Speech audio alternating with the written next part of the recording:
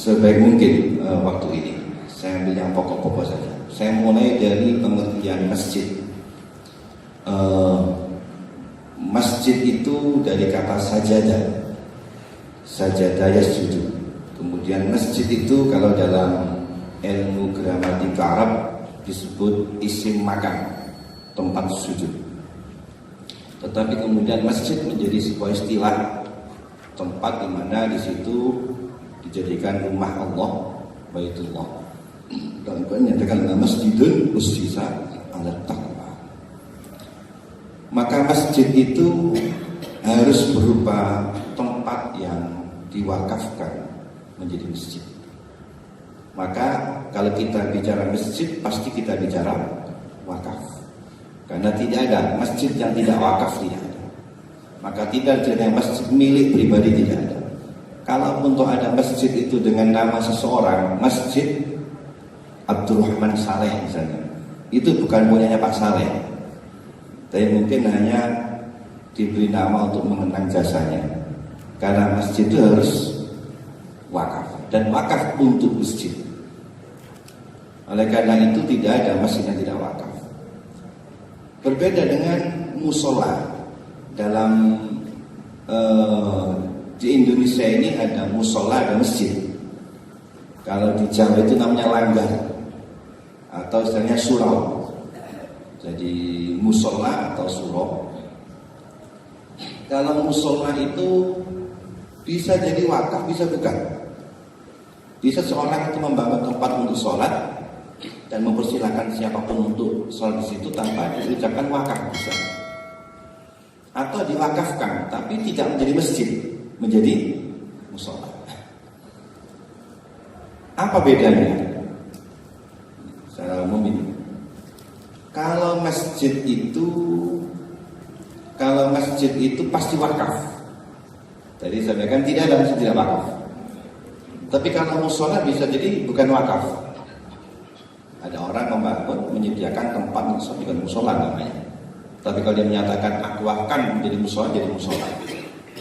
Nah, secara dampak hukum fikihnya, kalau masjid itu lebih mulia daripada musola, maka ada hukum-hukum khusus yang berlaku pada masjid yang tidak berlaku pada musola, meskipun wakaf. Yang pertama misalnya, di dalam masjid kita disunahkan untuk i'tikaf. Jadi kita masuk masjid, kita sholat i'tikaf. Dan setiap orang yang masuk masjid sunat untuk melakukan sholat tahiyatul masjid. Beda dengan musola. Kalau musola tidak ada tahiyatul musola, itu tidak ada. I'tikaf hanya di masjid menurut mazhab Syafi'i.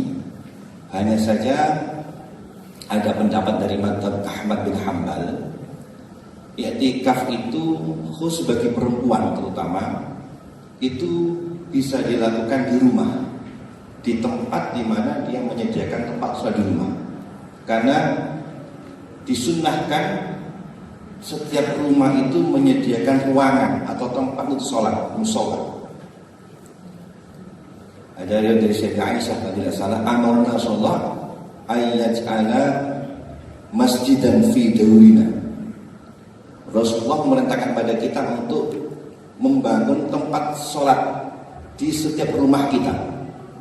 Maka kata para ulama, setiap rumah itu dianjurkan di dalamnya ada disediakan ruangan, atau kalau tidak ruangan, tempat lah. Sejak karpet dibentangkan, dibeber gitu, untuk tempat sholat namanya musola, musola dulu, tempat sholat di rumah. Kenapa? Karena dapat digunakan dengan orang perempuan yang jauh ke masjid, yang tidak ke masjid. Karena dianjurkan bagi perempuan kalau yang jauh ke masjid supaya di rumah aja sholatnya, tidak perlu ke masjid. Sehingga i'tikafnya di situ, tidak ke masjid. Jadi kalau misalnya kalau perempuan malam-malam masjid kan tidak pantas kan, nah, maka bisa i'tikaf di situ sah menurut Imam Ahmad bin Hanbal. Tetapi kalau dalam Syafi'i tidak, i'tikaf harus di masjid. Kalau bukan masjid tidak sah, musola juga tidak sah. Dan sholat tahiyatul masjid itu hanya boleh di masjid, tidak boleh di musola. Oleh karena itu ini berkaitan dengan sholat tahiyat masjid. Ini saya sering menyampaikan. Kadang orang itu maksudnya baik, kepingin baik, tapi karena tidak cukup ilmu kadang-kadang tidak benar. Maka benar dan baik itu agak berbeda. Kadang baik menurut kita belum tentu benar menurut Allah. Karena ukuran benar kita itu Allah yang menentukan. Kadang-kadang baik menurut manusia belum tentu benar menurut hukum Allah. Kadang-kadang orang itu maksudnya baik. Misalnya seperti ada waktu-waktu sholat yang tidak boleh. Di antaranya ketika imam khutbah Jumat sedang berlangsung, itu tidak boleh orang melaksanakan sholat sunat, tidak boleh, tidak sah dan haram hukumnya. Kecuali kalau dia itu masuk ke masjid, khatib sedang khutbah, maka dia sunat, sholat tahiyatul masjid digabung dengan qabliyah Jumat. Oleh karena itu, misalnya ada orang Jumatan terlambat, khatib sedang khutbah, dia tidak mendapat tempat di masjid, ada di luar, misalnya penuh. Khatib khutbah, dia bersenjata sholat Allahu Akbar, niat qabliyah Jumat tidak sah. Karena sholat sunat itu pada saat khatib khutbah tidak boleh, karena harus mendengarkan khutbah. Kecuali kalau masuk ke masjid, maka dianjurkan sholat tahiyatul masjid digabung dengan qabliyah, tapi syaratnya harus ringkas singkat.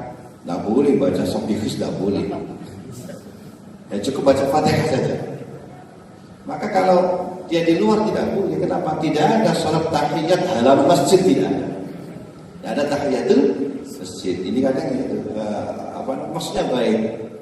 Oleh karena itu kadang-kadang baik dan benar itu kadang-kadang menurut kita baik, ternyata tidak benar. Maksudnya dia ingin ibadah, tapi karena tidak punya ilmu, maka Syekh meluruskan dalam Nazm Zubat mengatakan, wa kullu man bi ghairi ilmin ya'malu a'maluhu mardudatun la tuqbalu. Dan siapapun orang yang beramal tanpa ilmu, maka amalnya akan ditolak, tidak diterima oleh Allah. Kenapa? Karena tidak sesuai dengan ketentuannya. Salat itu baik. As-salatu khairul mawdu'. Tapi terkadang ada nggak boleh sholat. Sholat dengan tidur itu lebih baik mana? Di sholat jelas. Tapi misalnya ada orang setelah sholat asar dia tidur, dosa apa tidak? Tidak dosa. Ada orang sholat setelah sholat asar, maksudnya baik, asar dan sholat usul di ba'diyatul asri. Sholat apa namanya? Sholat ba'diyah asar, maksudnya baik, padahal tidak boleh dosa. Berarti setelah asar itu sholat sunat dengan tidur masih bagus tidur. Artinya kalau tidur itu tidak berdosa, kalau sholat sunat hukumnya berdosa. Jadi tidak semua, kadang-kadang benar baik menurut kita belum tentu benar menurut Allah Ta'ala. Oleh karena itu semua dengan ilmu. Nah ini beda. Maka masjid ada tahiyatul masjid, kalau musola tidak ada tahiyatul musola. Dan juga kehormatan masjid itu lebih tinggi daripada musola. Buktinya kalau ada orang hadas besar, perempuan sedang haid atau laki-laki sedang junub, berada di masjid, diam itu tidak boleh. Tapi kalau musola tidak apa-apa, boleh. Oleh karena itu di Indonesia ini ulama-ulama dulu itu kenapa membangun musola? Salah satunya karena untuk di tempat sebagai majelis taklim, dan maksudnya banyak perempuannya. Nah, sehingga kalau pas haid dia sedang berhalangan dan waktunya ngaji, dia bisa masuk ke musola. Kalau masjid tidak boleh kan? Itu salah satunya. Oleh karena itu musola dan masjid berbeda. Adapun berkaitan dengan